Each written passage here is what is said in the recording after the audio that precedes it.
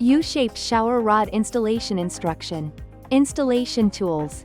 Drill, hammer, hacksaw, tape measure. Level, pencil. Phillips screwdriver, Allen wrench. Lay the rod pieces on the floor. Assemble the rod with the connector.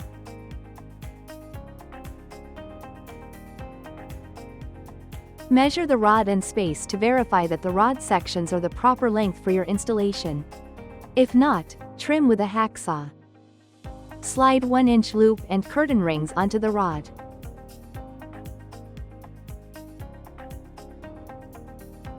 Insert the ends of rod into the wall flanges. Tighten the set screws with Allen wrench. Hold the rod up at the desired mounting height.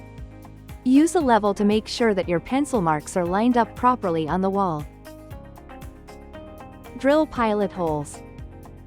Gently tap the anchors into the pilot holes with a hammer. Tighten long screws. Hold the ceiling support in place and mark the placement of mounting holes.